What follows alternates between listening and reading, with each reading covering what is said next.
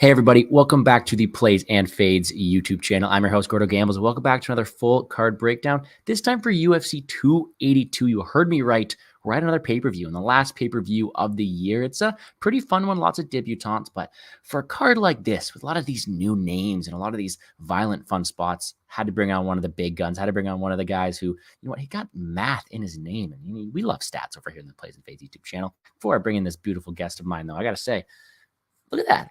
I got a cut for once, man. I'm cut just like Dalcha Lungiabula is going to be after this weekend. We'll talk about that later. Anyways, I hope you guys are doing great this weekend. And without further ado, let's bring in our guest, MonkMMATics, the Monkmatician.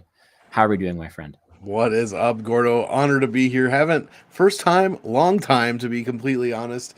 Use a little radio parlance at the beginning of this show. I absolutely love it. Yeah, Dalcha's gonna have to watch out, man. It's coming.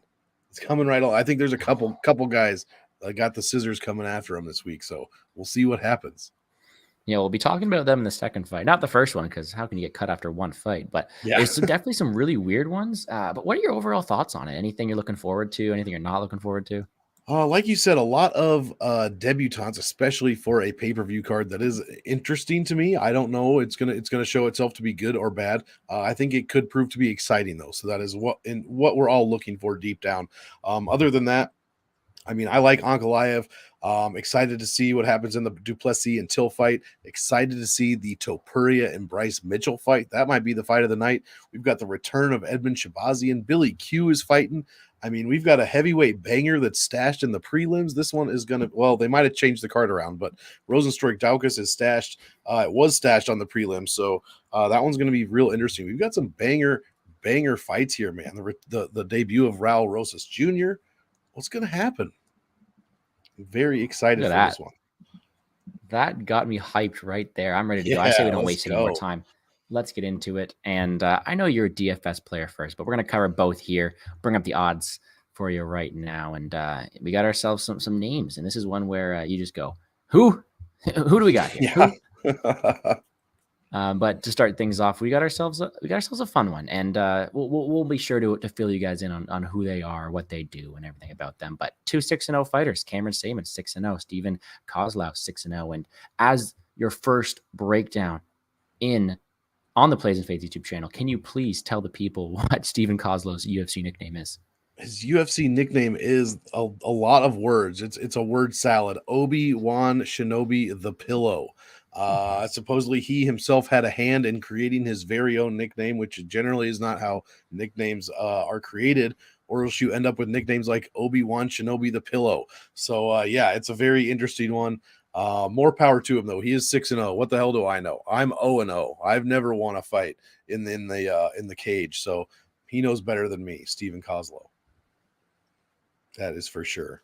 Anyways, the other guy's nickname also is an airport code. MSP is the airport code from Minneapolis. So in the battle of the nicknames, I'm a big nicknames guy. This is a trash fight for nicknames. So anything could happen in this cauldron here. All right, man. Well, anything can happen is what we have here, because it is a really fun way to get the night started. And historically, especially for my Lock of the Night plays, I love targeting violence in these first fights. I like to think that the UFC wants to draw viewers in, get a highlight reel knockout to start, get a violent affair to start. This is one where you can kind of see that. I mean, it's favored to end inside the distance. Minus 200 best market-wise for fight doesn't go. But really, we just have ourselves a clash between two UFC debutantes with very polarizing styles, in my opinion. Cameron Saman 6-0, mostly a striker, training with Dricus du Plessis out there as a South African, and he's coming with a very hefty price tag. And let me just say right off the bat, I do not get it. Sure, Stephen Kozlov's making his UFC debut. He's not fighting a contender series. He is a new prospect, but the man, from the very limited tape he has some decent skills. I mean, 6 finishes, all of them come in the first round, and then you throw in a decent amateur record as well. I don't really see why this guy's 325. Is it recency bias due to the knockout on Dana White Contender Series? Could be, but Saman was just an underdog on Dana White's Contender Series, and he was kind of being out-wrestled to start. He was slapping the guy in the back. So for me, this is one where I have very keen interest on the underdog in Mr. Shinobi the Pillow, as well as on the under here. So for me, I'm really interested to see what you have to say about this bout here. What are your thoughts on this one? Like you said, it's way too wide. I mean, I don't put Dana White I don't count Dana White Contender Series fights as UFC fights. That's just how I do things personally. So neither of these guys, in my opinion, they're both 0-0 in the UFC. They are both 6-0 professionally, like you said. 9,300 in DraftKings for Simon, 69 for Kozlov. This line is so completely wide. And like you said earlier, I'm a stat guy. I have no stats for Mr. Shinobi the Pillow, but what I do have is a strength of schedule. I do calculate strength of schedule much like the BCS does for college football. That is what I do for UFC fighters in their last 5 fights. Now, these guys are battling. This is a close contest. They're battling for the worst strength of schedule on the entire card. It's graded from 0 to 100, just like the BCS. We're at less than 50. You want it 70 is like, okay, 70 is decent. We're at less than 50 for both of these guys. In their last 5, Kozlov's 5-5 record, 1-2 record, 5-7, 4-9, and 3-2. So one guy with a winning record he's fought. Meanwhile, Simon, 5-2, 8-8, 5-5, 4-5, and 0-4. So he's got an offer in his last 5 fights, guys. This one is going to be extremely high variance. Anything could happen, which makes me in DraftKings and in betting want to go with the underdog. I immediately look at the underdog, what upsides he has, maybe what Simon doesn't do well, and that's what I try to find to exploit here. So I personally think for DraftKings, Kozlov's going to be way under-owned, and Simon's probably going to be way too highly owned, and I am looking to take advantage of that. Maybe even get a little play in. What's our money line here for Kozlov? The best one is plus 325 at Bet Online. That might be a little enticing here to start off my night with a little big plus number, if you will. You know what? I will join you on that one, and I will up it to you as well. Kozlov by submission plus 700. Plus 700, man. Has he ever won? I was gonna say, has he ever won by his submission? Yeah, just all of his fights. Yep, all of them, including also, I think 4 of them on the regional scene as well. Let me count for you. On the regional scene, 1, 2, 3, 4 wins by submission as well. 5 wins, actually. A lot of them are first round submissions too, if I'm not mistaken, which is crazy.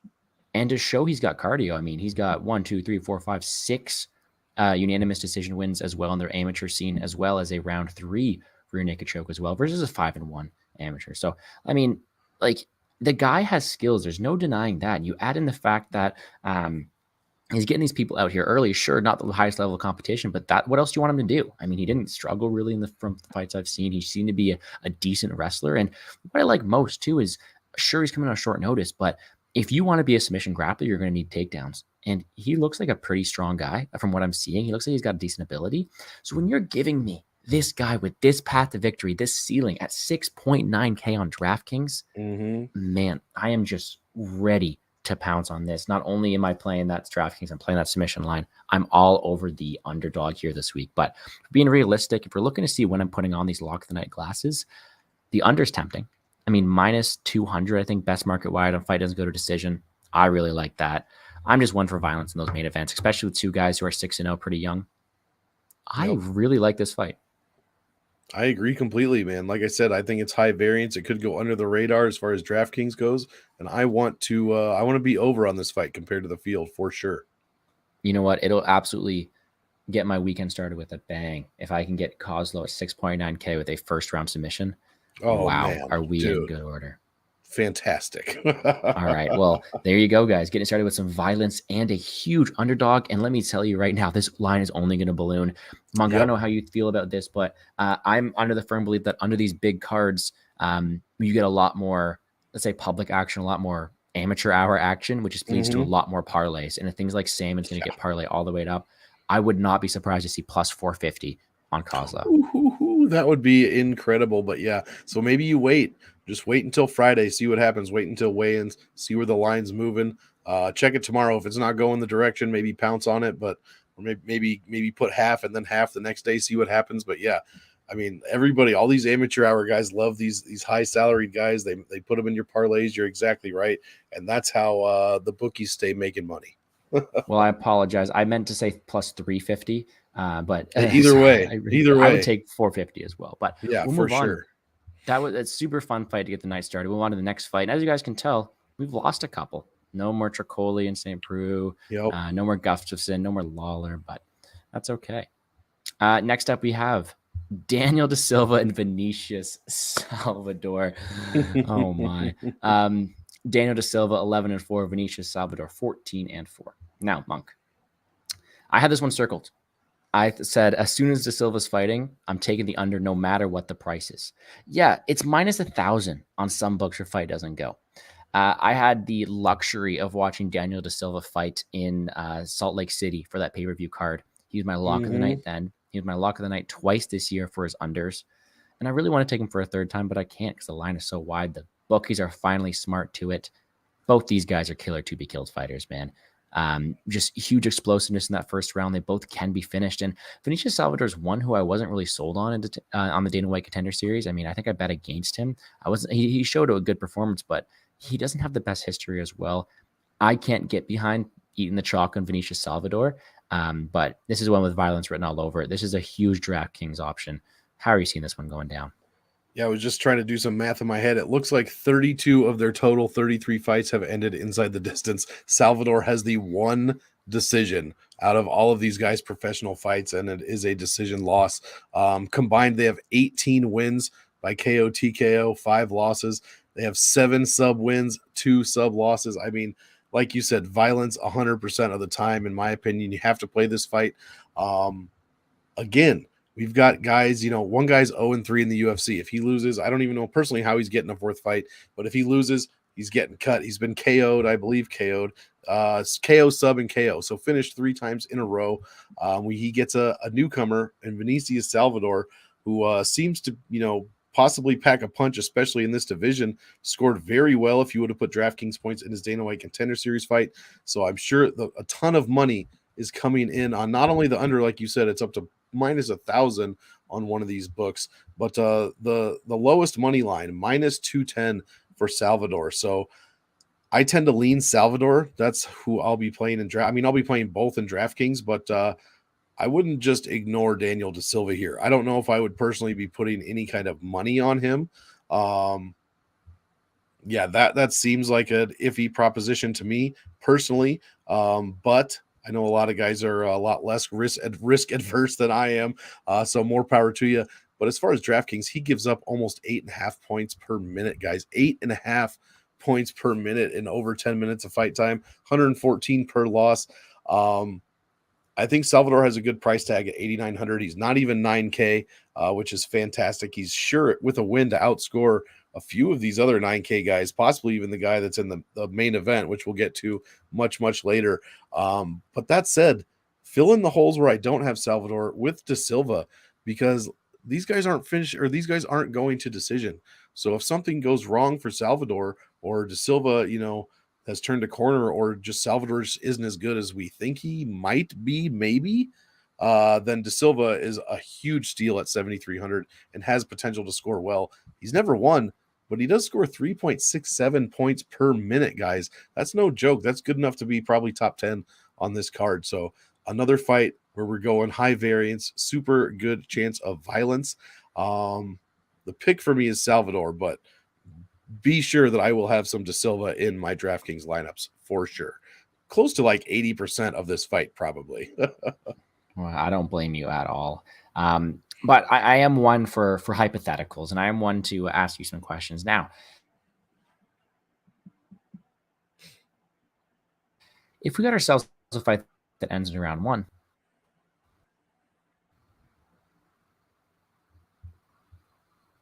Oh, you're a bit choppy. I don't know if I heard round 1. Oh, can you hear me? Yeah, now we're good. Yeah, if you're one for thinking this one ends early, what are your thoughts on Silva round 1 plus 550? Plus 550 is a decent little. I mean, you could throw some, half a unit on that, in my opinion. That's not bad. I mean, Salvador has been, he has 2 losses professionally. 2 of them have been by KO, TKO. And Da Silva, like we know, doesn't even know what the second round looks like. So especially at least in the UFC. So I don't mind that at all for a little sprinkle, as they say. Okay, well, now here's where things get a bit crazy. And I've been doing some math on this. And what really interests me is, and I'm again, this is just being a bit crazy, but statistically, you have to think a fight starts round 2 at plus money in the flyweight division is going to be a good bet long term. This is probably the anomaly, but Mm-hmm. when you're looking at plus 120 for fight starts round 2, I mean, there's a bunch of things to consider. De Silva's fighting for his job. Is he going to be more patient? Is the UFC jitters going to be there for Salvador in his first UFC fight? It's a flyweight bout, so it's like plus 120 for the. I don't know, man. What are your thoughts on that one? It it just seems like it should be it should be more, even just by a few cents, maybe. I don't know. I just the De Silva. I mean, he did. That's not true. I said he's never seen a round two. He did see the round two in the Jeff Molina fight. It looks like so his very first fight. Um, I wish I could know if he was going to be more patient, this time. I don't know that Salvador is going to allow him to be more patient, but I guess at fight starts round 2 for a flyweight fight at plus money, that's not too bad. Yeah, and again, I'm just grasping at straws here, talking about all the possible outcomes, but it did catch my eye, but definitely will be staying off of it. So much involvement on the DraftKings side of things. I don't think I can get to Yeah. a round 1 sprinkle on Silva here, but I don't mind him, especially as a punt play this week. He's going to be probably lower owned. His ceiling is Oh definitely yeah. there. I like me some De Silva, but we'll move on after our two, you know what? Um, let's say inexperienced fighters to There another you go. inexperienced fighter making his debut. Eric Silva, 9-1. TJ Brown, 16-9. TJ Brown, my friend, is not one we've had the best relationship with, but he's here. Neither Eric Silva, because I will say one of the worst bets I've made in 2022 is I bet against Eric Silva on Dana White Contender Series, and that bet lost in about 30 seconds. That was a mistake I made. This is one where, for me, it's Silva or pass. Brown is not trustworthy, in my opinion. Although I think that the path to victory is there, I don't want to put my hard-earned money on him. I think that Silva's ground game is decent, and he's going to have the ability to dispose of Brown if he wants to, but I can't trust TJ Brown, so it's Silva or pass, in my opinion. What about you? Yeah, I agree. Silver pass. TJ Brown. Just very inconsistent, especially just from a fighting standpoint. DraftKings wise, he's a bit more enticing than it is from a gambling perspective. Almost 4 points a minute, 96 when he wins. The problem is he is not winning too much. I mean, he did beat Kai Kamaka, he did beat Charles Rosa, but who's not beating Charles Rosa? Like everyone generally beats Charles Rosa, especially these days. Not he does make fights tough, that's for sure, but he's not often on the winning side. Eric Silva, if you put DraftKings points on that DWCS fight, scored almost 9 points a minute. So yeah, I'm not trying to depend on TJ Brown for much at all. I might use him as a dart throw this week. That said, 7,900 is a lot of money for TJ Brown on DraftKings. Has made optimal in 2 out of his past 3 fights, but he needs to win to do that. Silva is a debutante, so there is a chance of that happening. A 35-year-old debutante at that. But man, I'm with you. Silva or pass. I'll be probably higher on Silva than I will be on Brown on DraftKings for sure. Because while TJ Brown is way too expensive, in my opinion, that means Silva is a bit cheaper than I was expecting. So 8,300, I don't mind that price at all. Yeah, this is most likely going to be a stay away spot. Again, I don't mind Silva, but it's not too appealing at that price tag. I was hoping some more money would come in on TJ Brown, and it's kind of doing that. But A little yeah, I bit. mean, when it got all the way down to plus money for Silva, I was really thinking about playing it. But again, we'll probably stay off of it. Another question I had though was this scorecards no action.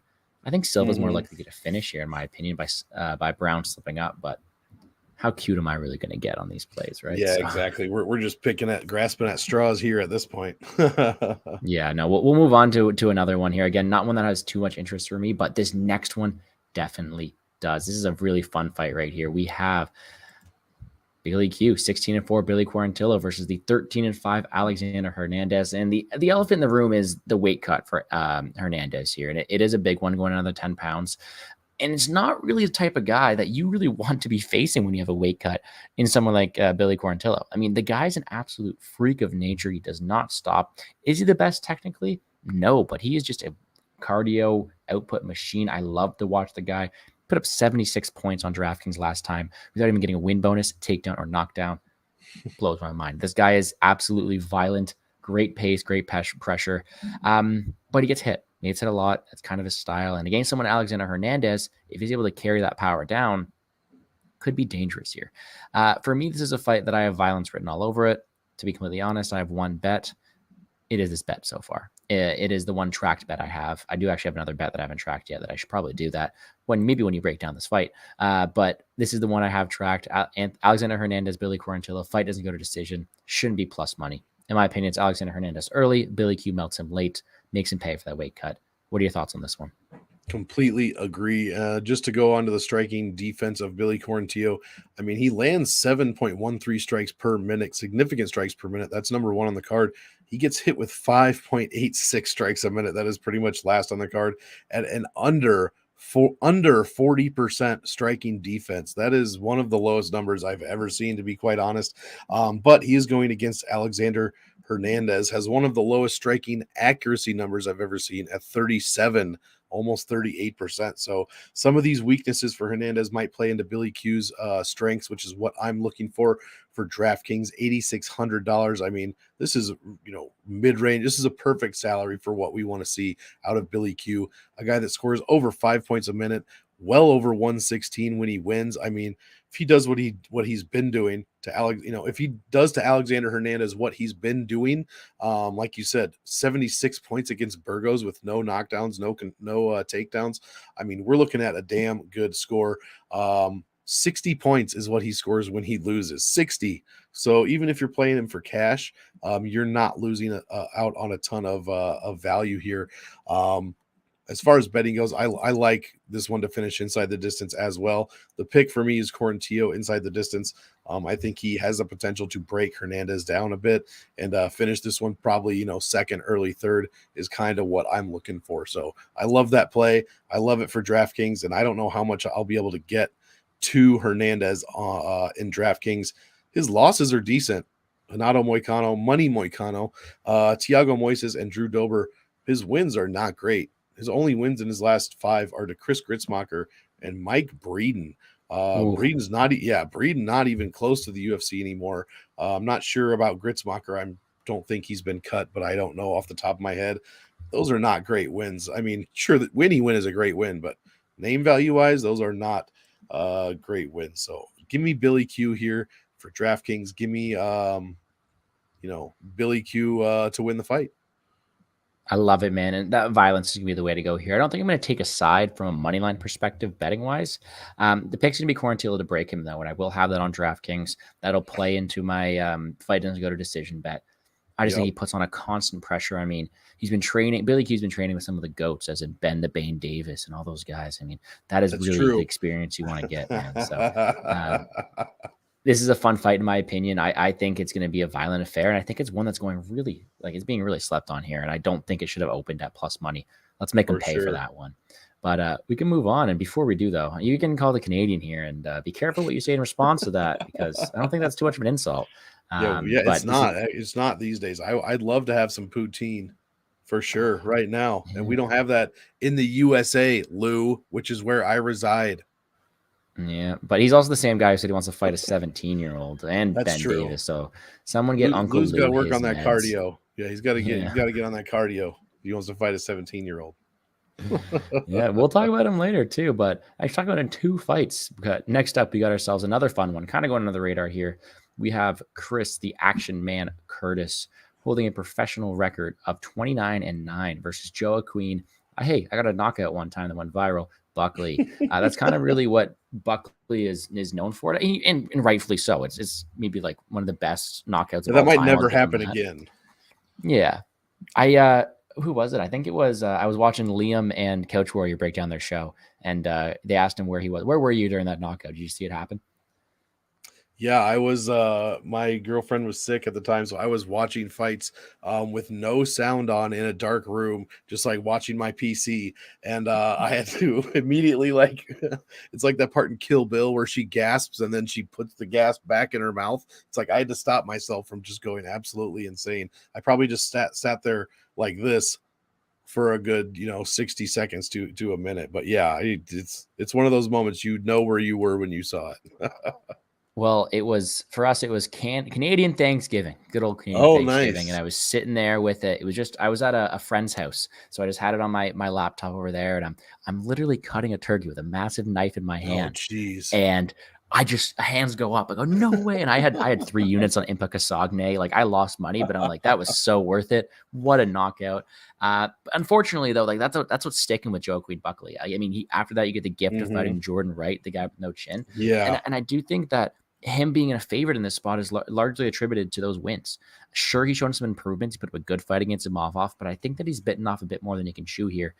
And I'm on the dog. I'm on Chris Curtis this week. I think that he should not be an underdog here. I'm surprised to see money coming in on Buckley. You have to think that if Buckley's going to win this fight, it's either going to be by KO or with grappling success.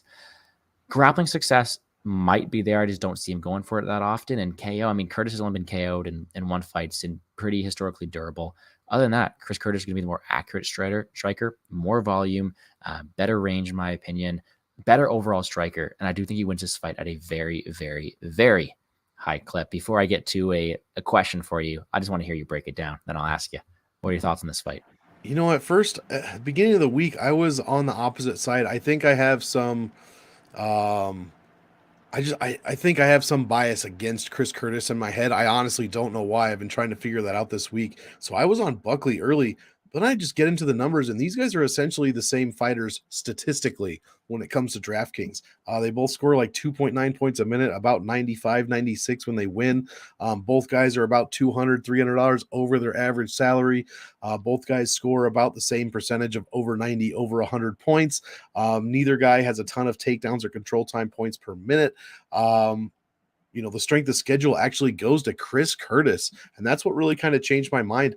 He's got a win over Phil Hawes that's aging okay. Rodolfo Vieira, I believe he beat him after Fluffy Hernandez beat him, so it wasn't as much of a oh shit moment like it was for Hernandez. Then he lost a very close-ish fight to Jack Hermanson. I think the right guy won that one. My opinion, his best win in the UFC is going to be over Brendan Allen. I didn't think it was a great win at the time. It is aging tremendously well. He was $6,600 that week, guys, when he won that fight. Obviously made the optimal lineup, scored 106 points in that win. I like the Chris Curtis side here. I think you're totally right about Buckley. While I do have tons of respect for Buckley, I like him as a fighter. I like watching his fights. The decisions just don't. He hasn't been to a ton of decisions, but he lost to Imavov, which was a pretty close fight. And then he got a split decision over Abdul Razak Al Hassan, which was another very close fight. The only thing that's sticking out in my head, though, is that win over Juraev. But I've got to tell myself that maybe Juraev wasn't the Juraev who we thought he was, at least then. So I'm with you, man. I honestly think the $7,700 salary is a great one to play. There's a ton of value to be had here. If you think they're the same guy, I'm automatically looking to the dog, like I said. So the same guy statistically for DraftKings makes me look at the dog here. And at 7,700, he's not a big dog, but he's a dog nonetheless. So he'll be in a lot of my lineups this week for sure. If he can get that win, become 4-1 in the UFC, curry a little bit more favor, hopefully handle it well. He did not handle his Jack Hermanson loss great on Twitter. He has, in my opinion, made up for that by saying, "Oh yeah, I was being dumb and blah blah blah." But he still gets he gets shit on for that big time to this day. You go to any Chris Curtis post and click on it. There's dudes in his all over his mentions saying, "Oh, what about the Jack Hermanson fight? You cried like a baby." Blah blah blah. So there's a lot of hate on this guy. I'd like to see him get the win here. You know what, man? I don't put too much stock in that Juraev fight. I mean, Juraev's going to bring a completely different style than Curtis is. Curtis ain't shooting takedowns here. Nope. But you're right. He did look good. Maybe being a bit harsh on him, but maybe you guys are thinking I'm this huge Chris Curtis fan. I mean, oh no, we are not friends. I bet against him with Allen. I bet against him with Vieira. I bet against him with Hermanson. Sure, it's cost me a bit of money doing so, but this is the time where I'm finally hopping on the Chris Curtis train here. I think that it's too much recency bias. I think that Chris Curtis has this in a 15-minute striking affair, and that's what I see happening. So not only that, but you know what? Another play I'm going to be making for sure is the over 1.5, minus 150. And I don't get that. Love it. I don't get it. Like, what is this predicated 150? On? Yeah, what is that? That's crazy. Is this predicated on a Buckley knockout? Is this on a Chris Curtis knockout? Sure, Chris Curtis has got knockouts in the UFC, but those have been to two very, very chinny fighters in Allen and Hayes. And I could be wrong, but I think the Allen knockout was after the 1.5 round mark as well. It was the 1.5. No, not quite. It was just under Okay. 7 minutes. Still, like both these guys are historically durable. Sure, Kurt has been knocked out once, but that's in over 30 fights. So Yeah. I mean, the dude has a ton. I mean, he's got double the fights. Oh, yeah, double the fights of Buckley. This guy has a ton of pro experience. I mean, almost 40 fights. I mean, yeah. I love that. I love it. Give me the dog. Give me the dog. Give me the over 1.5. Give me Curtis by decision as an official prediction on this. But I'm Same. liking both these bets, and I'm gonna have them locked in for sure. I haven't locked them in yet because I thought that there might be some money on the other side, but it looks like it was at minus 145, and now it's at minus 160. So it's Yeah, going. and if we're both thinking this goes to decision, I mean, Curtis scores 78 points when he wins by decision. Buckley scored 80 points when he won by split. This is a big fade for me on DraftKings this week. I don't blame you at all. I'm with you actually. But Chris Curtis by decision is almost plus 500, by the way. That's another That's look. crazy. So those are the two ways I would definitely look to play it: the plus 150 or the minus 150, and the whatever you just said just there. Yeah, that's Decision. the decision. Yeah, that's great. These numbers are off in my opinion. I love it, man. I like when I we don't see see eye to eye on it. Buckley. Yeah, I don't see Buckley finishing Curtis. I see this one going all 15 for sure. Oh, I love it, man. I would definitely be playing that as well. There we go. We got some pretty strong Hell conviction on yeah. that one. Let's move on to another one. And this is a fun one to break down, guys. This is a very, very fun one to break down. 6-0. Raul Rosas Jr. versus the 10-6 Jay Perrin. Jay Perrin, I got again the chance to see him fight in Salt Lake City. Yeah. Not come away with the win. But made it close at the end. It was very close. I thought he had it. I was cheering for him. But he's facing a guy who is 18 years old. And this is the first time on a UFC breakdown I'm breaking down a fighter that is younger than I am.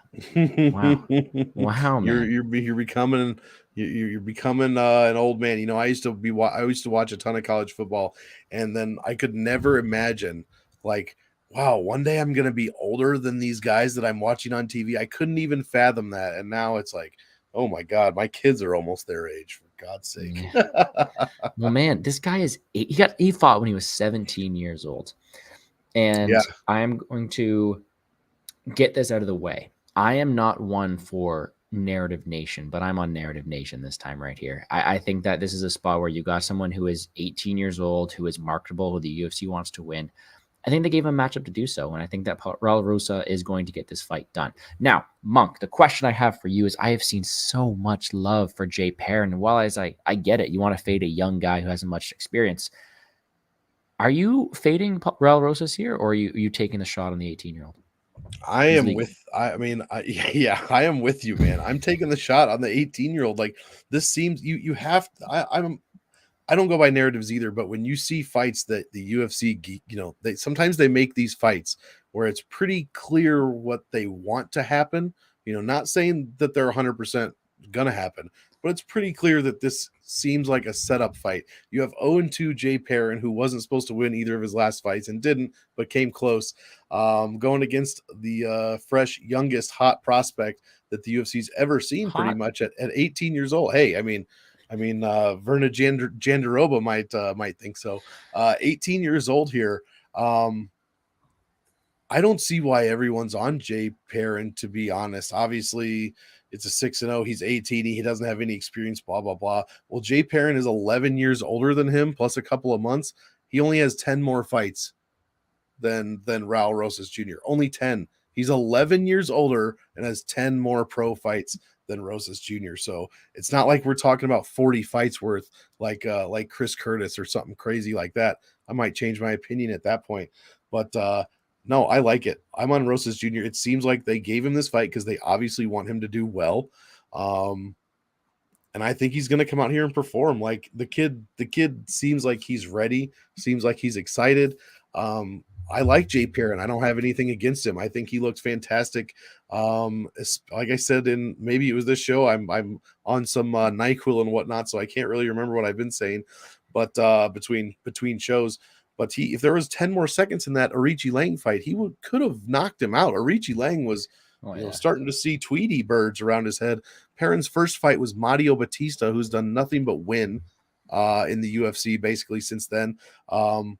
Two decently tough guys they're giving him, and now they're giving him the prospect to hopefully feed him to the prospect, I should say. So I agree with you. I don't like Jay Perrin here at $7,200. I wouldn't see myself putting money on him. What's his line? Plus 200 is that's okay. I mean, I guess I could think about that. I could see myself doing that, but will I? Probably not. I just think Rosas is they're giving him the win here. They're attempting to give him the win on a silver platter, and I think he's got a good chance of making that happen. I think he can take Jay Perrin down. I think he can hold Jay Perrin down. He seems very active on the ground. Jay Perrin has been subbed once in his career. Who knows? That's kind of how I'm playing this one. Yeah, and a lot of people are putting a lot of stock into Rosa's last fight. He went out there. He won a decision comfortably, but he made some mistakes. Made some mistakes, for sure, but he's still scored 103 points. And he's deadly. Like, he's not like he's not a good submission grappler. He has that. And Jay Perrin's a guy who strives on the ground, in my opinion. He's not going to be one to like outclass like Wonder Boy would to Rosas. Like, he's just going to be, is he a step ahead on the feet? Probably. And the reason you are taking the shot is because they're plus 200. And I commend you for taking a big shot in the dog. But if you're going to ask me who's going to win this fight, it's going to be Rosas more time than it's not. And that's the reason why I'm going to stay off this one. Rosas on DraftKings. What is Rosas by sub? Only plus 195. No, thank you. Not worried. Yeah, no. But I do think he gets it done. But it's one where I just sit back, enjoy, and I cheer for the kid. And I hope he goes out there and does it. Sure. And you know what? If I have no money on it, sure, I'll cheer for my buddies who bet on Perrin at plus 200. I hope they win, but not for me. And just be careful if you are one taking the shot on the dog. That's my thoughts on it. Yep. All right. Well, this next one is one that will get me jumping out of my chair in a second here. This is maybe one of my most anticipated fights for one reason and one reason only, is because the glasses are probably come out for this one, guys. Monk, I have glasses. They're pretty nice Pit Vipers too. Yeah, those are lock of the night glasses. Dale D'Antoni glasses. Yes. Pretend like I know what that means. Riff-raff. You know what riff-raff is? No, I do not. You're probably better off for it. That's a different podcast. All right. Sounds good. If you want to hear about that, join Lou and Monk's happy hour. Yeah, we'll talk about riff-raff. Edmund Shabazian, 11-3. Dalcha Lungiambula, 11-5.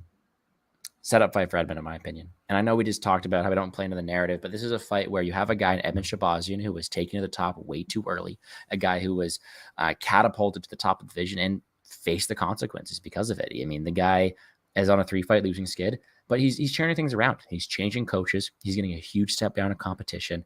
And let's not forget, this guy is talented. Very, very good striker. You add in he's working on his ground game according to his coaches. This guy could be a huge problem. He's still a very, very young prospect, and he's getting a fighter in Dalcha who is no spring chicken here. A guy who's been knocked out, a guy who's been finished, a guy whose cardio is very, very questionable. This is Edmund Shabazian all over, and this is Edmund Shabazian inside the distance. Monk. And the lock of the night play for me is this close to being this pretty boy right here. Minus 205 fight doesn't go the distance. I think Edmund gets him out of there. I think that the only reason I'm not playing Edmund inside the distance is because Dalcha throws everything with bad intentions. I wouldn't put it past him to get a knockout. I have to think that's his path to victory. If you can't get him out there early, he's going to gas. I have faith in Edmund's cardio being up to date with his new coaches. I'm hyped up for this one. Give me Edmund all day. Do you agree with me, my friend? I mean, in this day and age of pundits and guy chatting about fights, that people want arguments here. I cannot give you an argument on this one. I just can't. We're in agreement again. Edmund Shabazian, look, as I was going to say as of now, but we have all salaries. So he is officially the highest salaried fighter on the card. I do not mind that at all. And he's only 9,400, guys. He should be 95. He should be 96. He's only 9,400.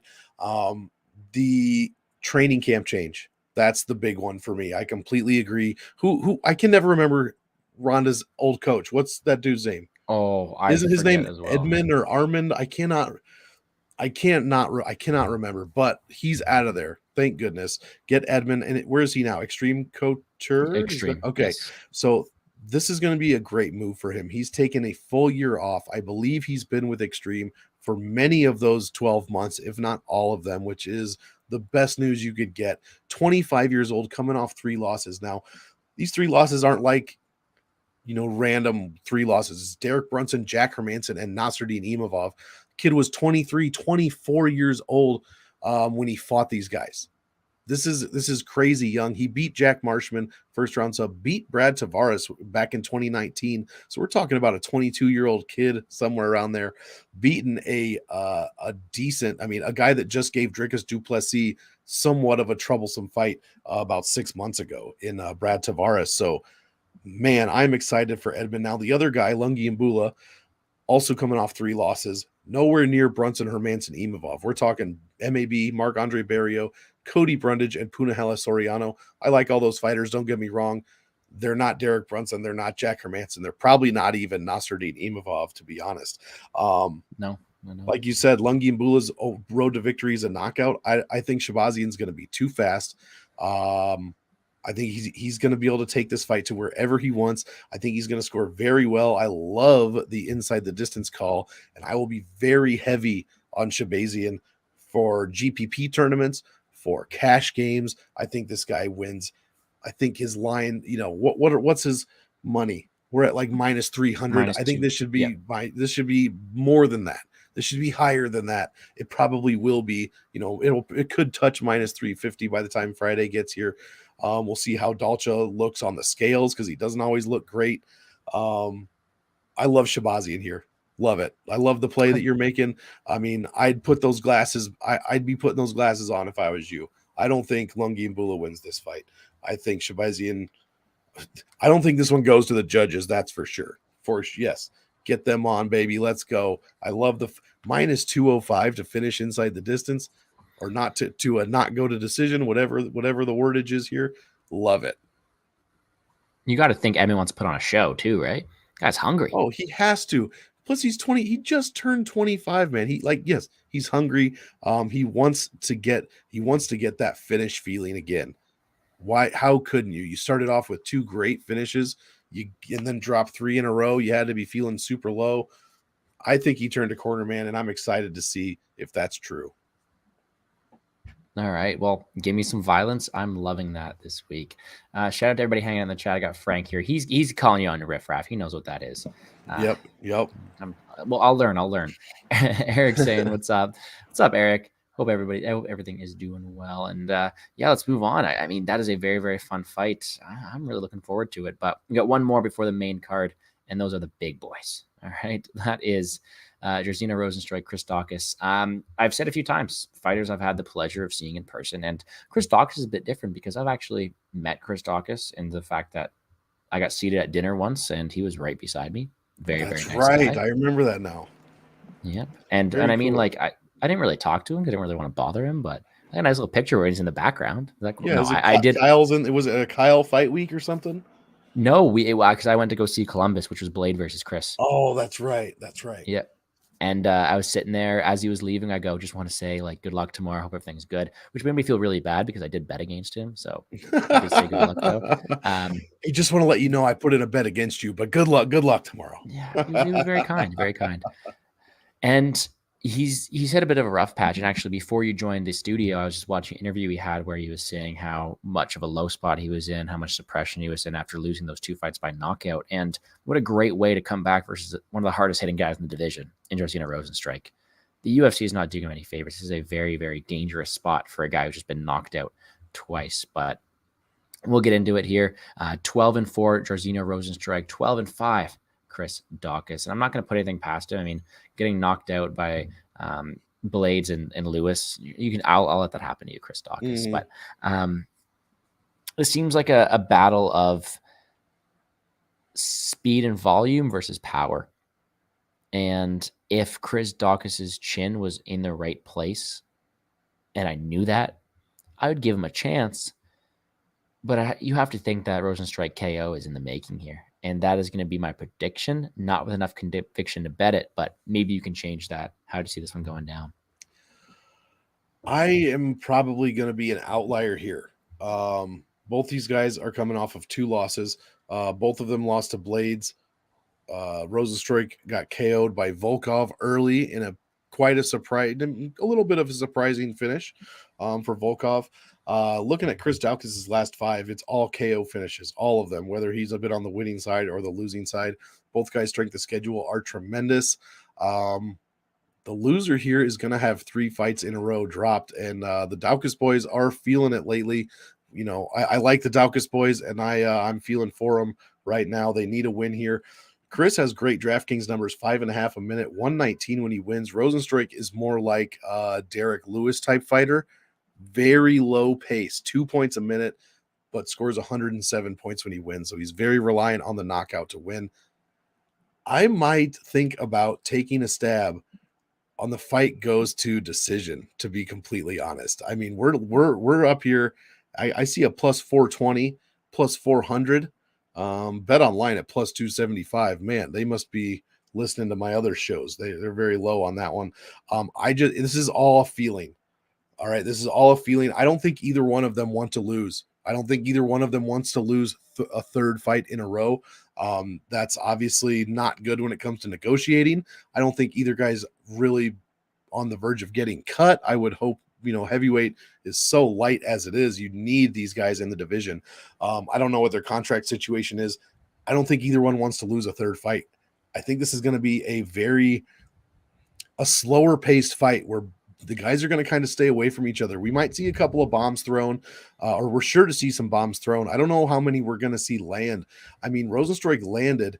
There was, 50 significant strikes landed in the Curtis Blades and Rosenstruik fight, which also went to unanimous decision. Everyone thought that was going to finish early, and why wouldn't you? He went to decision with Cyril Gahn.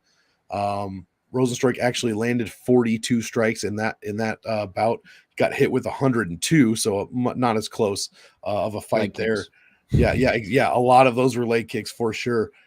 I just think these guys are going to slow it down. The pick is probably going to be Rosenstruik. I'm not confident. The only bet that I would think about is a small bet on the goes to decision at such a crazy price to me. Everyone's going to be on the under, so I might even wait a couple more days. Maybe we get to 450, who knows?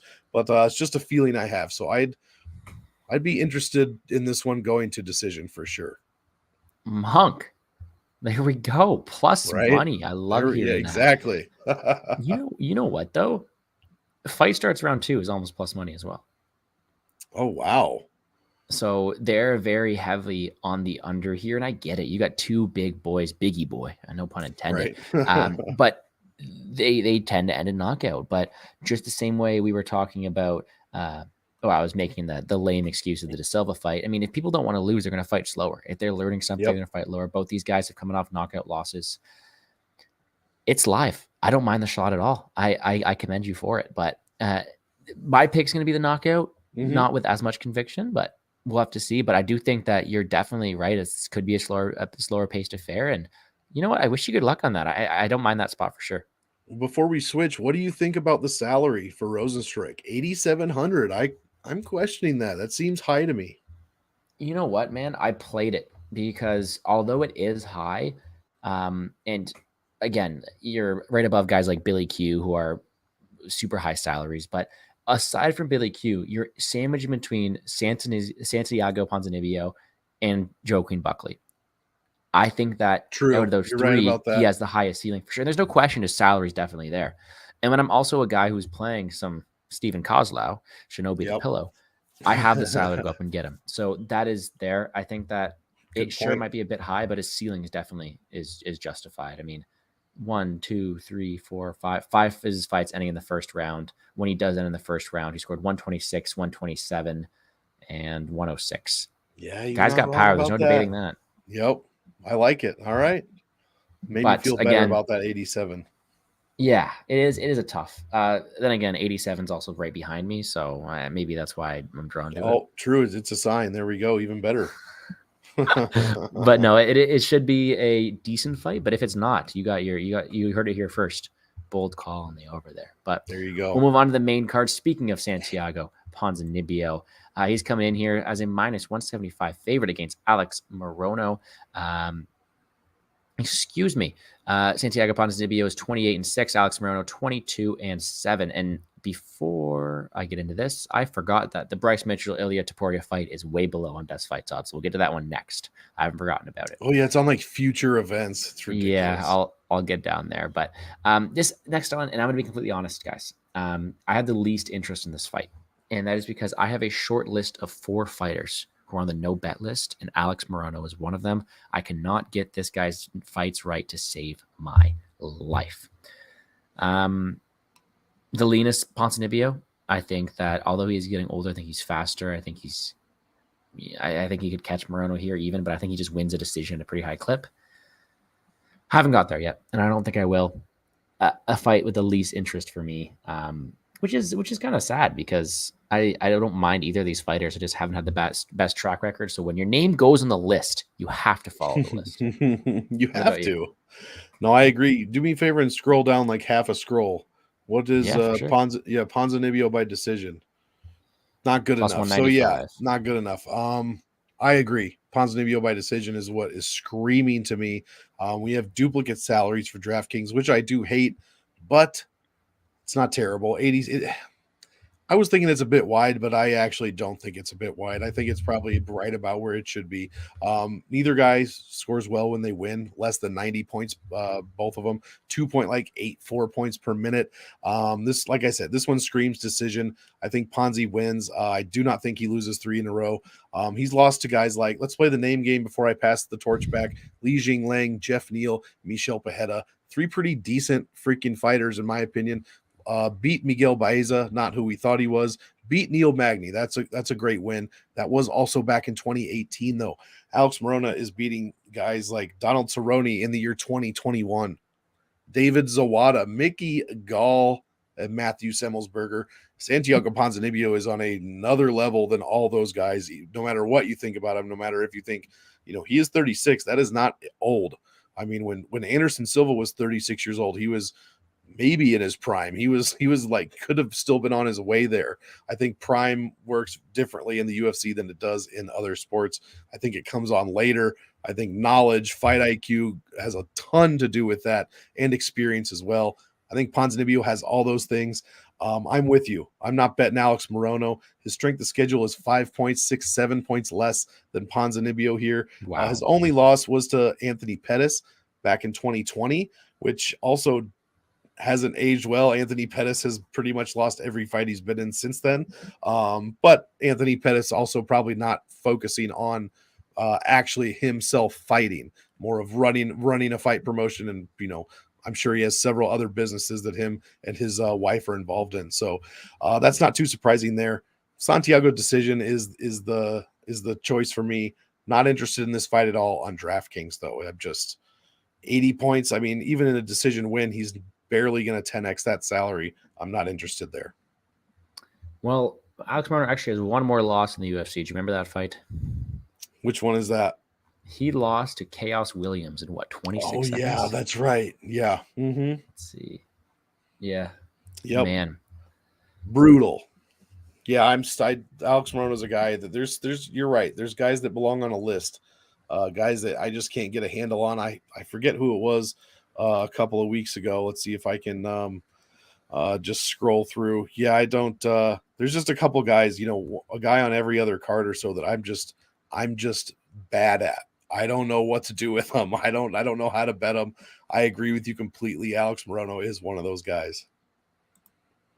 Yep. Okay. All right. We'll move on. Not one I have too much interest in. And as I'm scrolling down to this fight, I forgot down here, make sure to hit the like button down below, subscribe to the channel, show some love to Monk as well. If I can get this to work, of course. There we go.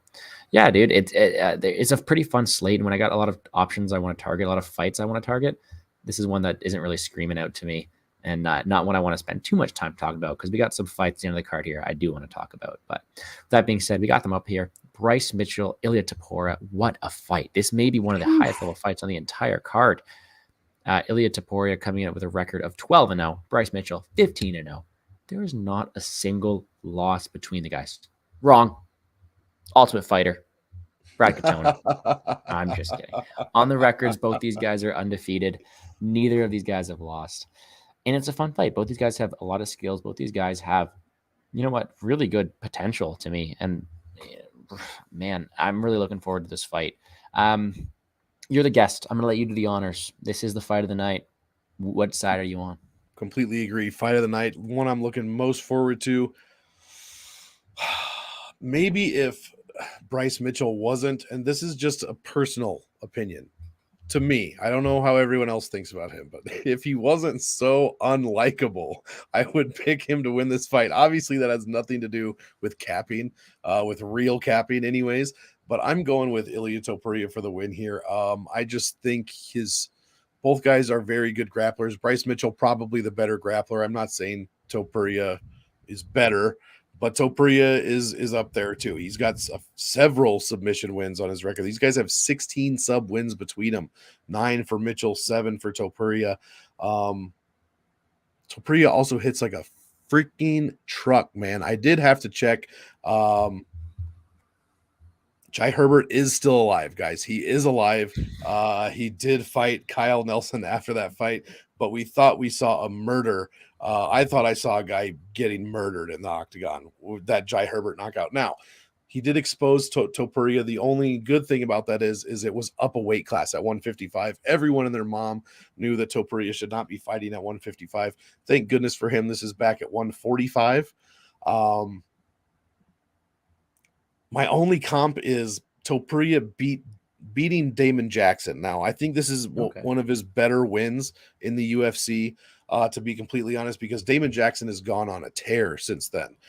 He's like 22-4 professionally. The guy is closer to 40 than he is to 30, I think. Sorry, Damon, if I'm wrong. I don't have your stats in front of me. But as far as older, balding guys, how do I not relate to that? But he beat Damon Jackson in 2.5 minutes, basically KO'd him. Now that I'm thinking about it, I don't know. I like Topuria for the win. I think he finishes inside the distance. I think if this fight goes to decision, it's Bryce Mitchell's fight to win, for sure. He's beaten, Barboza and Andre Fili, 2 decent wins. But then we've got Charles Rosa, Matt Sales, and Bobby Moffitt. Those are kind of throwaway wins here. I need to see whoever wins this fight is going way up in my book. Their stock is going way up in my book for sure. Topuria's got the much better strength of schedule. Both guys score like 3.8 some points a minute, about 95 when they win. Topuria's got an 80 some percent. A 100% takedown defense. Probably hasn't had a ton of people trying to take him down. Bryce Mitchell, 33% takedown defense. Obviously, Bryce probably wants to go to the ground, but do you necessarily want to go to the ground with a guy like Ilia Topuria? I don't know about that. I think Mitchell can win. My pick is Topuria inside the distance. Okay, and I like it. A few things. One, I don't put too much stock into that Herbert fight. I actually give more credit to Topuria for his recoverability than I do him getting caught. I think that was the most impressive part about it. But for everybody taking the shot on by the way, I'm on Topuria as well. But for everybody taking the shot on Bryce Mitchell, I get it.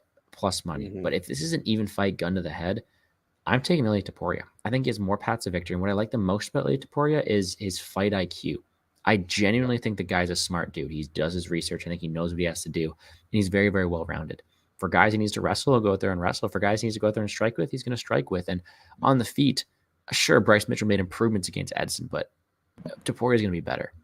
And I do think Topuria is going to have the better striking. And what I've seen the most off tape, and it's a very, very small sample size, Topuria is an amazing body striker. He mixes up his combination very, very well. Look at that final combination against Herbert, too. Head, body, head. Bryce Mitchell has never liked being hit in the body. He has shown, like, there's clips that we can pull out. I saw somebody tweet out specific clips, and I'm like, yeah, I saw that same thing during tape study. He gets hit in the body all the time. He doesn't like it. In a 15-minute striking affair, Ilia Topuria is going to win that fight, and that's my opinion. Does Bryce Mitchell win a fight if it wrestles? That's where it's like tricky. Yeah, most of the time he does, but the chance of Topuria winning the exchanges on the mats is higher than Bryce Mitchell winning the exchanges on the feet, if that makes sense. The discrepancy on the feet is higher than the discrepancy on the ground.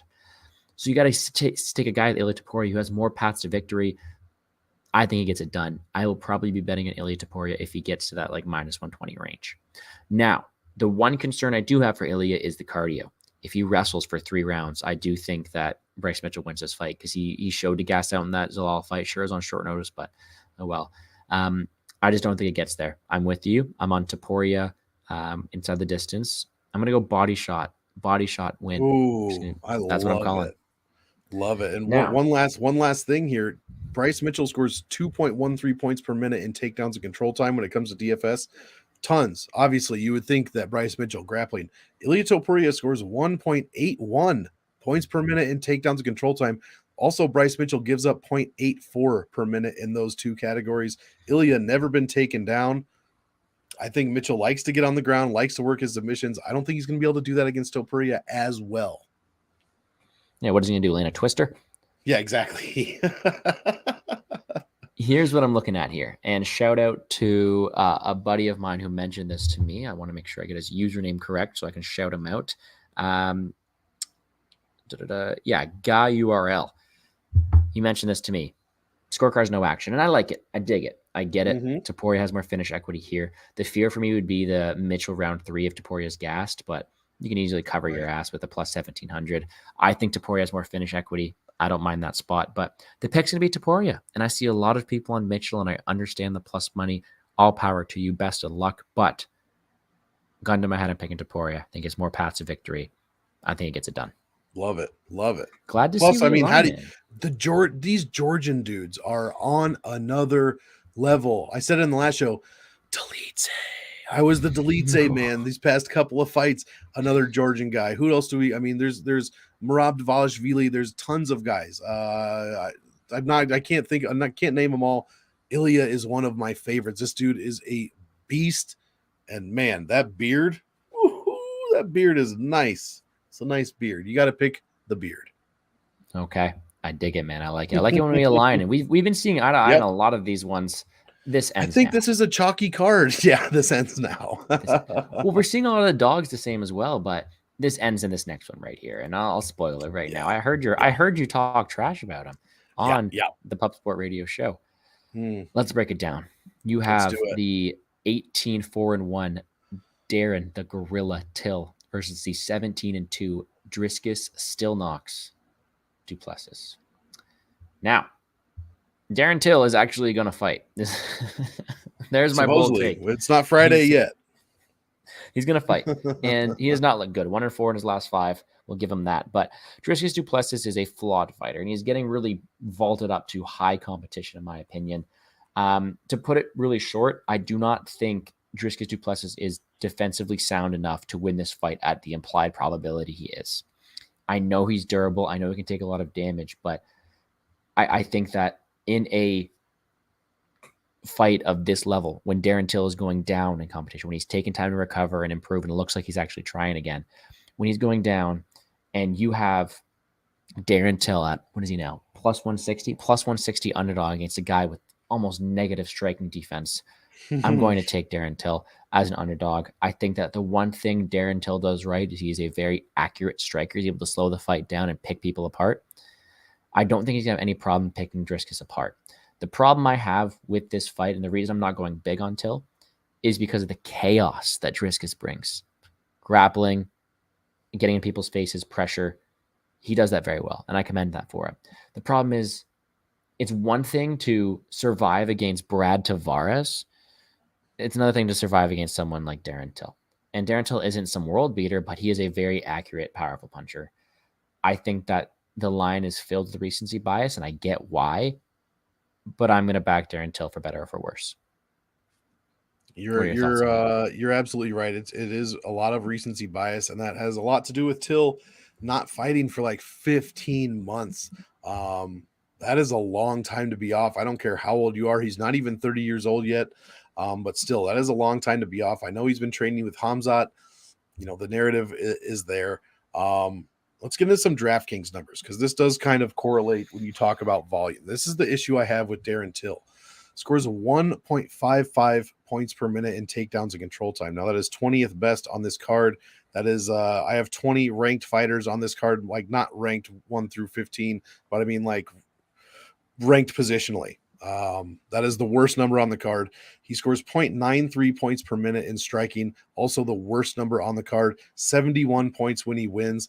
He is too inconsistent. Now, you do make a good point. When he does throw. His strikes are sharp, and they are powerful. He does have the for all those last place points as far as DraftKings I just made. He's in the top half on this card for power index. And there are a lot of guys with huge power indexes on this card. That's my metric for knockdowns landed per significant strike landed. So his is 1.47. That is a huge number, and it's 9th on the card. So a very, very powerful guy. His Chindex, his ability to be knocked down, the opposite of power index, is 0.66. You want that to be 0. That's 14th best on the card. Dricus du Plessis is right behind Till as far as power index with 1.22. So, Dricus is the better DraftKings scorer, but this is his best fight so far. Like you said, he's fought Brad Tavares, Trevin Giles, Marcus Perez. There's no comparing that when you're talking about fighting guys like Woodley, Jorge Masvidal, who I'm not a fan of, but is undeniably a better fighter than everyone else I just named. Robert Whitaker, Derek Brunson for Darren Till. His only win is to Kelvin Gastelum in his past 5. I'm going to have to be wrong here before I back Darren Till in any way going forward. I'm going to have to see it. This is a spot where I'm going to have to see it. Do I have all the faith in the world in DDP, as we'll call him, little Diamond Dallas Page? No, I do not. He hasn't fought anybody to my liking yet. He had a decent fight against Tavares, but he couldn't get Tavares out of there. That's his closest fight so far that we've seen. If du Plessis goes the takedown route, which there's no footage of him that tells me that that's gonna happen, he could find success. 3 takedowns. Till has given up 3 takedowns, 2, 1, and 1 in his past 4. So quick math, I think that's 7 in his past 4. There's a path here. I'm picking DDP. Like I said, I'm gonna have to be wrong on Till before I am comfortable backing him. And DraftKings, I don't see how I could play him at all with those numbers I just gave you. I will be rooting for you. I will be rooting for you to cash this bet. Don't get me wrong. I don't care about Dricus du Plessis. He's not one of my favorite guys by any means yet. So I'll be rooting for you. I'm going to have to see it with my own eyes before I can personally pick Darren Till going forward. Yeah, and I get that, especially from a DraftKings point of view. I mean, the guy scores atrociously. There's no denying that. But if you're going to defend the guy at all, I mean, sure, you put up zero punches against Darren Woodley. Okay. But I mean, you're getting knocked out by Masvidal, and then you're having slow fights against Brunson and Whitaker, who, like, Whitaker's okay with a slow fight. You're going to get outstruck there. And then Brunson, you're going to get dominated like he did. For me, this is more of a spot of his opponent bringing the pressure. Mm-hmm. And if he doesn't, Dricus du Plessis is not winning a 15-minute striking affair, in my opinion. He's one to win by chaos. No, so Till is going to have to get inside. He's got the shorter reach, according to ESPN stats or UFC stats. He's the shorter fighter and the shorter reach. So I'm a little concerned there as well. Now, if Dricus du Plessis had any technical ability, that wouldn't matter. But he runs forward like a more mature Juliana Pena. Like, the guy runs forward. Just ready to eat these shots to the face, and it's a bit risky. But we broke this down fight enough from a sides perspective. Let's talk totals here. And we see a Darren Till fight. I was expecting us to get a lot better number on the violent bet than we did for Darren Till. I don't know if I can get to it where it is now. It seems about right. My first lean was violence, because I think Dricus du Plessis is going to bring that pace, bring that pressure, and either get caught in the process or catch Darren Till. But I was expecting like a minus 130 number, hoping people will play into the Darren Till slowing fight down side of things, but we're going to stay out of that. What about you? Yeah, no, I agree. It's a bit, we're talking fight doesn't go here. We're at minus 200. Best number is minus 175. Yeah, I agree. I don't like those totals at all. Even the under 2.5 at minus 145. I mean, I'd like a little bit better of a number there, I think. And the under 1.5, you can't. No, I'm not expecting that at all. All right. Well, I'm really looking forward to this one, and I should be a fun one, hopefully, and hopefully it lives up to Darren Till's return, because I think he's almost on his way out if he doesn't get this one here. Yeah, and for such a young guy, if he loses this one, man, my goodness. Yeah, and shout out to Any Action Effie here saying, think Till his butt cheeks. And by the way, thank you for tuning in, by the way. I agree. I don't think he is necessarily the best fighter. And I don't think he has a championship material future ahead of him. For me, it's more so his opponent is not technically gifted. He's powerfully, that's not a word. He's one who got lots of power and is able to translate that and who causes chaos. In a technical bout, Till is the better technical fighter. That is my reasoning here. Duplessis gets hit a lot. Sure, he'll thrive in that chaos, unlike Till, but if this is going to be a fight that Till slows down, he's going to win it, in my opinion. You might have a better chance. Last thing, waiting a couple of days, Duplessis is going to come to the weigh-ins built like a freaking Adonis, and Till is going to look like a factory worker. So you might get a bit better of a number. Yes, that's for sure. All right, we got 2 fights left, my friend. Let's keep her going. This next one, it's Paddy the Baddy. It's Paddy the Baddy, man. This guy is one that everyone's been waiting to fade forever, and they finally think they have the chance to do so. In the 19-5, Jared Gordon, 19-3, the return of Paddy the Baddy Piblet. I'll give one thing to Jared Gordon. He's got a great name. That is true. Yep, that is true. Jared Gordon, GordoGambles, and undeniable. Undeniable. I get it. People want to fade Paddy the Baddy. He is not some world beater. He's got so much hype that people just want to be cool and fade him. And I get it that stylistically, Gordon may have a chance here. I'm not buying it. I'm not taking the dog shot. Sure, is a line wide? Of course it is. But I got to think that Paddy the Baddy is a guy who's going to be working his ass off at this point. I mean, if you're going to eat that much and then cut it back out of the abs, I'll give you credit. But he's a fan favorite. He's one the UFC wants to see win. He's one who has decent power, in my opinion. Even though he gets hit by everything, has decent power. Gordon's been caught before. So the pick is going to be Paddy the Baddy Pimblett, but the line is so wide I cannot play it here. What are your thoughts on this one? Yeah, I'm one of those guys. I want to fade Pimblett, much like everybody else does. I don't think this is the time, unfortunately. The 7,100 is enticing. Obviously, the line is so wide because, I'm not telling you this or necessarily anyone that's watching. I'm sure they already know, but the bookies have to keep the line wide to try to get some money coming in on Jared Gordon, and so they win no matter what. That explains that. But man, I cannot, in good conscience, put my money on Jared Gordon. We're at plus 225. It looks like the best number on Bet 365.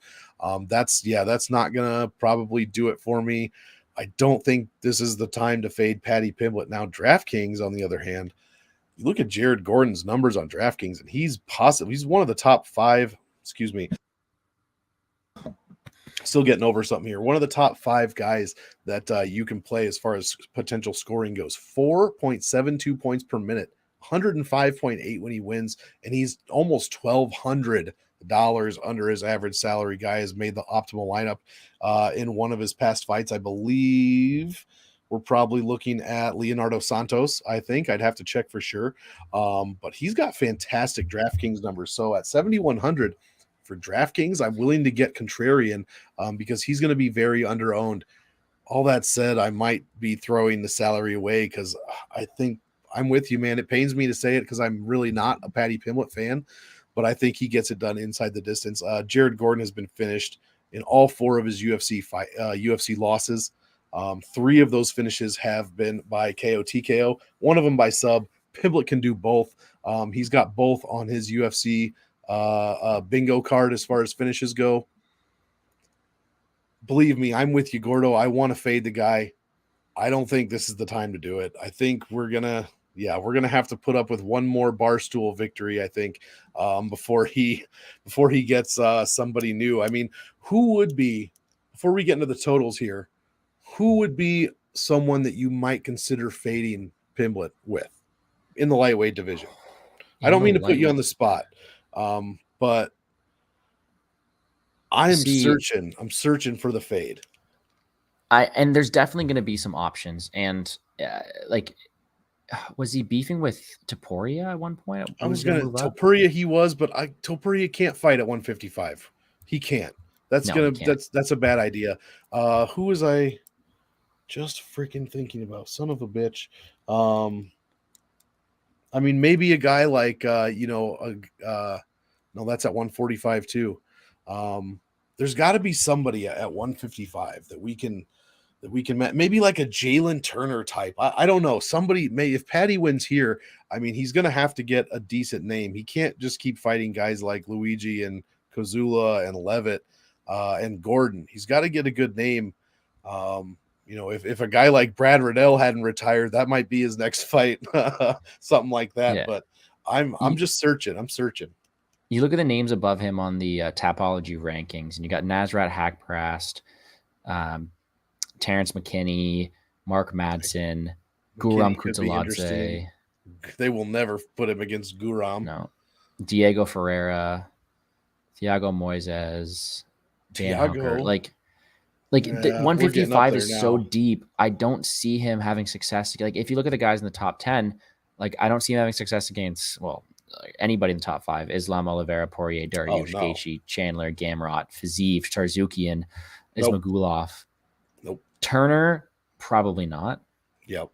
Too long. Dawson, probably not. Too good. Moicano, stylistically, would be a close one. Moicano would love that shit. And then you get to, then you get to the Drew Dobers that are like, maybe. That could be interesting. The Gregor Gillespies. Like, it's a really deep division. That's the problem. Then you get to the Bobby Greens. Put him against McKinney. Get McKinney another win. Put him against McKinney next. Yeah, McKinney's facing Ismail Bonfim, and if he wins that, I think he puts them together. I like it. Can Patty fight at 145? Frank Newman asks. Can Patty cut 10 more pounds? That's the question. This guy walks around at freaking 190, 200. I don't think so. I don't think so either. Turner saying, yeah. Oh my God, yeah, Turner is huge though, man. He's so long. Yeah. I met him at 282. But nicest guy, by the way. I met Gaethje Moreno Cater. Turner was like the nicest guy. Nice. Yeah, I think Turner would be a horrible stylistic matchup for him because he can do everything. Patty needs somebody he can out grapple and who won't kill him on the feet. And Jared Gordon's not going to kill him on the feet, and Jared Gordon is not going to submit him, in my opinion. I do think Jared Gordon could wear him out on the fence, but I don't see it happening at a high percentage. Anyways, that was fun. Totals, no thank you, because I think that the finish could come from the Pimblett side. I don't see it coming from the Gordon side. And at that, I wouldn't be surprised, with Gordon's path to victory being a decision. Pass on the totals completely. Pass on this fight from a betting perspective, honestly. Agreed. Minus 150 is crazy. Yeah. Let's watch. Yep. Okay. We'll sing Oh Patty the Batty in our living room. I don't know about that one. I don't got Brady's voice. All right. One last main event. Main event. It's not the main event we wanted. It's the main event we got. Yep. John Blachowicz, according to Best Fight Odds. Jan Blachowicz, 29-9. Magomed Ankalaev, 18-1. That one loss will never leave my mind. It's a hilarious loss. Paul Craig the GOAT. Paul Craig. Where do I get started on this one, man? Where do I get started? John Blachowicz is Polish power. He's gotten upsets before. Legendary. He's got a tall task ahead. Everyone is sorry, I say everyone. I've seen a lot more people than I expected on the Jan Blachowicz side. And sure, the line is wide. Yeah, I've actually seen way more people than I expected. But I think that Magomed Ankalaev has more paths to victory here. I think that he is the better minute winner. I think that Ankalaev has grappling success as well. And Jan, of course, can knock anybody's head off, but at what percentage does he do that? Line's probably about right. I was kind of looking at the over 1.5 as a lock of the night play because I think it could be a slower pace fight, but I hate betting overs because I did that last week in the Wonder Boy Holland fight, and it nearly killed me. What I will say, though, is this is a very, very fun fight, potentially, because Ankalaev has the ability to slow down fights the same way a Rosenstreicher or a Darren Till will. Give me Ankalaev as the official pick, but I am cheering for Jan Blachowicz. Putting it out there. Nice. What about you? I like Ankalaev. You know, I might go a little. Everyone's thinking decision. I don't mind that. I think he will have the ability to outpace Blachowicz. Everyone loves Jan Blachowicz. All right, don't get me wrong. I mean, his segments on Embedded this week so far have been just just perfect. I mean, the guy's trying to go for a hike to try to find some like hot springs at like Mary Jane Mountain Range or whatever it's called. Like, I mean, the guy is so freaking likable. I love the guy. I love Jan Blachowicz. Unfortunately, I do not think he has what it takes. I don't think that this is his time against Magomed Ankalaev. I think Ankalaev is going to be too big.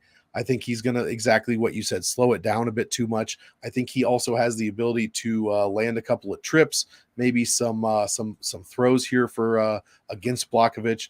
If he can get Jan on the ground, I don't know that Jan's going to have the easiest time getting up. I think that Ankalaev is going to be able to land some ground and pound and possibly finish this fight. And, later on, third, fourth round is kind of what I'm seeing. That said, I still don't like it for DraftKings. Ankalaev does not generally score well for DraftKings. I like it for cash, 9,200. I think this is a fantastic cash play, probably by the book type of cash play right here for Ankalaev. While I will be rooting for Blachowicz to win, the pick is definitely going to be Ankalaev. I wouldn't be surprised if it went to decision, but honestly, I think he gets it done. Third or fourth round, ground and pound finish for sure. Little TKO. Okay, well, after 2 fights of disagreement, we're back on the same page. We see this one the same. Here we go.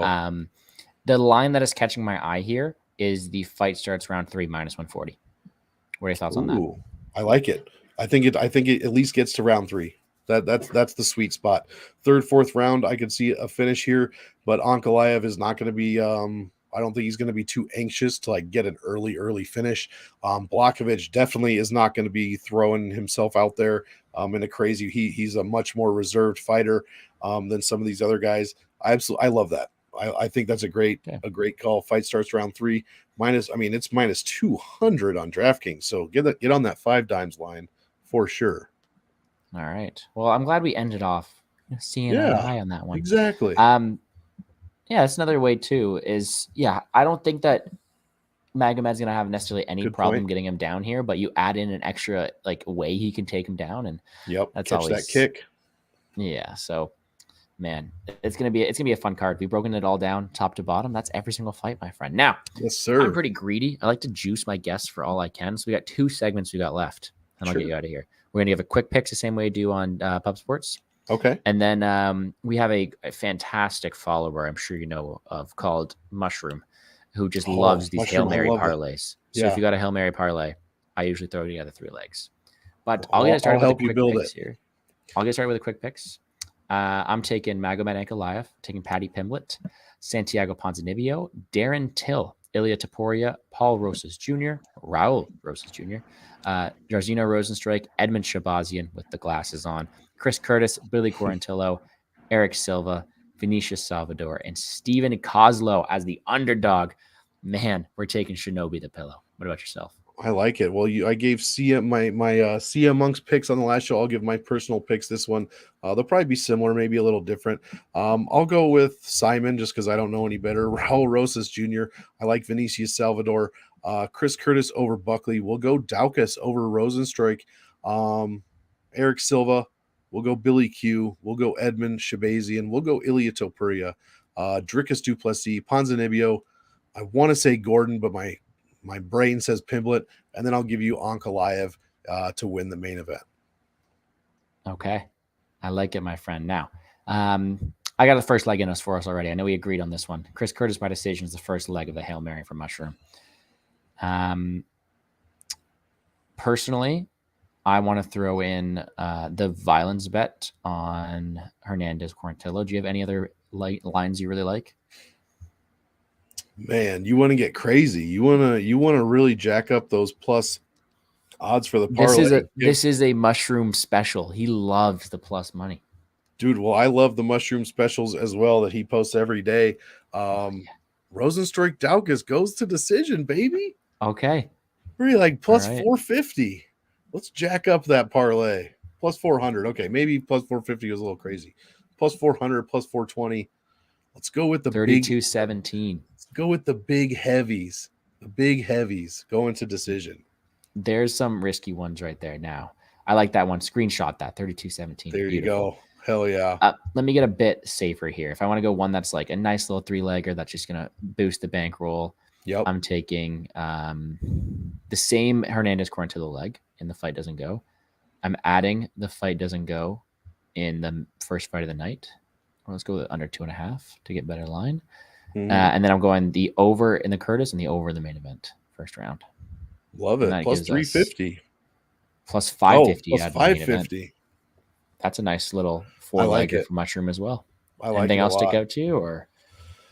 No, I think we did it. I like that one. Okay. Well, there's some plus money parlays, and again, I'm not a big parlay guy, but a lot of people are, and those are pretty fun. They are. It's nice to sweat it. Frank Do a little sweat every shrooms. once in a while. There you go. Well, my friend, an hour and 25 minutes. Let's get you out here before the hour and a half mark. Tell them where they can find you. I have everything in the description down below. And yeah, I appreciate you for joining me. I appreciate the invite, man. Haven't been on this one before and would love to do it again. It's been fantastic. Been a lot of fun. Some nice breakdowns here. You're an absolute mensch of the community. Everyone, I don't know. I mean, everyone should be tuned in to Plays and Fades. Can't wait. I love your breakdowns that you do, about 20 minutes, telling me who to play, who not to play. Fantastic DFS content, which is what I focus on. So I really respect the DFS grinders out there like yourself. But yeah, you can find me MonkMMATics, spelled just like it is below. My channel, my game theory video where I break down all 13 fights from a DFS perspective. We've got some stuff on the MMA engine, a little salary voodoo where we get a little crazy and I tell you who to target and who not to target for GPP tournaments. Me and Lou bet you coming up on Friday with Monk and Lou's happy hour. You guys know what it is. Be sure to follow Mushroom as well and get super jealous every day, or super hungry at least every day around lunchtime. So Philly's own Joey Diaz, that's what I call him. He's got a fantastic voice when he busts it out on the Twitter. So give Mushroom a follow. Guys, that's about it, man. There's only 2 cards left. Let's enjoy the last pay-per-view of the year. We got UFC Vegas 66 next week, and we've got a month off. I should also mention that I will be bringing you content throughout that month off. I'm going to be doing a top DFS plays for each and every weight class coming up before the new year, a best of, if you will, and then a best of the entire UFC as far as DraftKings goes. So I won't be leaving you hanging over this Christmas break. And Gordo, thanks again, man. It's been a fantastic time. Anytime you need a guest, please holler at me. I'd love to come back. And I might be bugging you as well to get on a show at the beginning of next year. So let's get it. I would love that. Thank you again for joining me. But it's 9:30, guys, or Eastern time. If you guys got a bit of time, go check out the Salary Voodoo. I'll link it down below as well. And then after that, you can join me at 10 o'clock. I'll go hang out with Lou and Wiz. I'll be nice to them. I'll go hang out in their chat. Well, be nice to Wiz. I don't know about Lou. Yeah. Wiz for sure. But I got some unfortunate news, and that's this is going to count as my DraftKings video this week. No DraftKings video this week or next week. I'm a busy man. I'm still a student, so I got exams to do, and then I will be lucky enough to go on vacation next week. So I will be away. Hopefully I'll be able to make that Pub Sports Radio for one last shebang, one last video for the new year. Hopefully. But other than that, guys, this card's a fun one. Hopefully you guys have enjoyed and gained some insight into what we're playing this weekend. Again, a fun one, and all shouts and love to Monk for joining me on this one. I really appreciate you for doing so. But under an hour and 30 in, hopefully you guys enjoyed. If you guys got any questions, message me on Twitter at GamblesGordo. Please like the video, subscribe to the channel, and guys, enjoy the fights. Let's make some money.